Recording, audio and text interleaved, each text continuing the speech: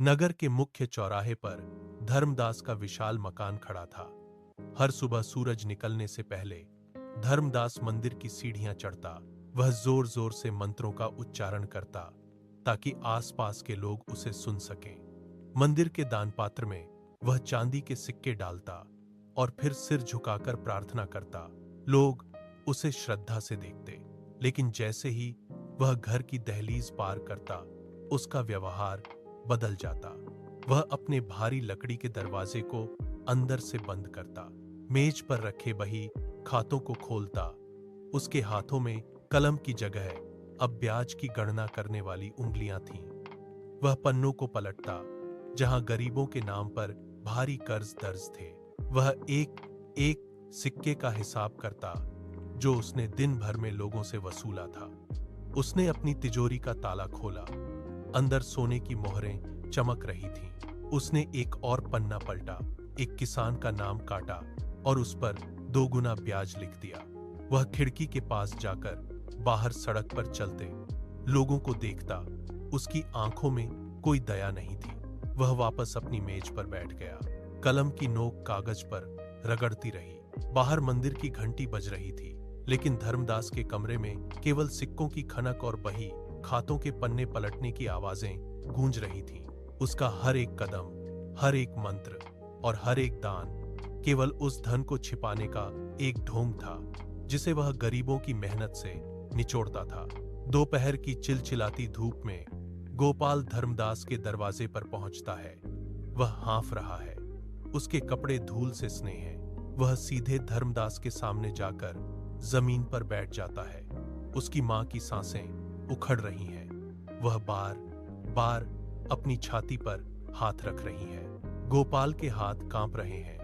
वह धर्मदास के पैरों की ओर झुकता है और गिड़गिड़ाते हुए कहता है, साहूकार जी, मां को बचा लीजिए, मैं हर कीमत चुकाऊंगा, बस कुछ पैसे दे दीजिए।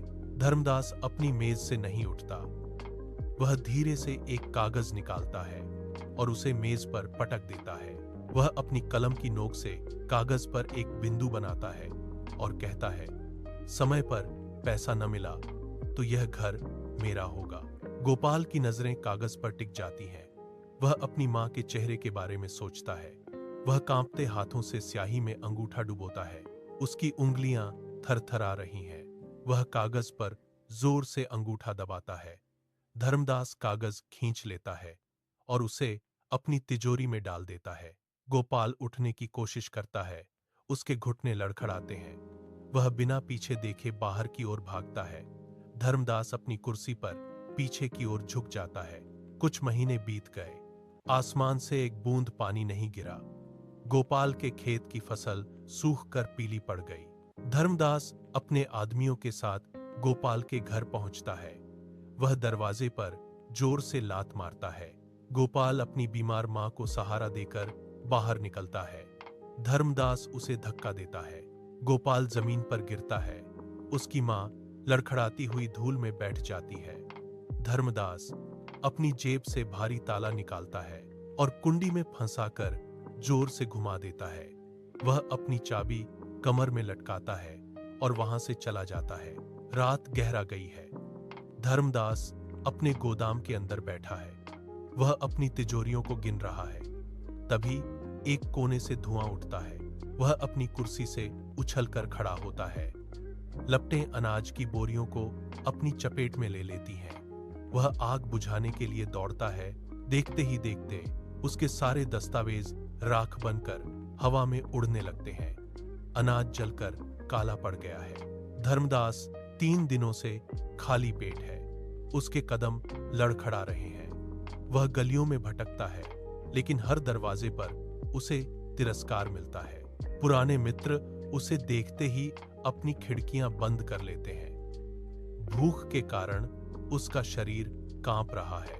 वह एक सुनसान रास्ते पर चलते चलते लड़खड़ाता है और एक छोटी सी झोपड़ी के सामने जमीन पर गिर पड़ता है।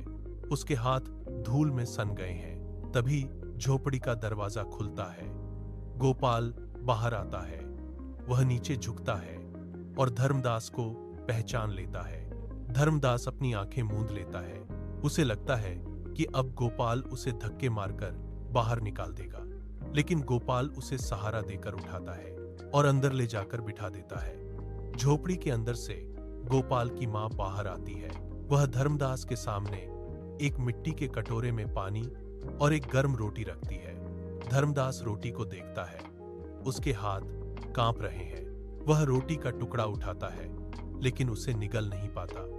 उसकी आंखों के सामने अपना पुराना अहंकार और गोपाल के प्रति की गई क्रूरता तैरने लगती है।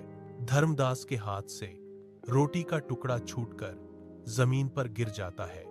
वह घुटनों के बल आगे बढ़ता है और गोपाल के पैरों को मजबूती से पकड़ लेता है। उसके कंधे हिचकी के साथ कांप रहे हैं। गोपाल झुकता है, धर्मदास के दोनों हाथों को पकड़कर उसे धीरे से खड़ा करता है। गोपाल की आवाज स्थिर है। वह कहता है, साहूकार जी, हम इंसान हैं, बदला लेना हमारा काम नहीं। धर्मदास की आंखों से आंसू बहकर उसकी धूल भरी दाढ़ी पर लकीरें बना रहे हैं। वह चारों ओर देखता है। इस छोटी सी झोपड़ी की दीवारों में उसे अपनी हवेलियों से कहीं ज्यादा सुकून महसूस हो रहा है। उसे अब समझ आ गया है कि धन की तिजोरी नहीं, बल्कि कर्मों का हिसाब ही अंत में साथ चलता है।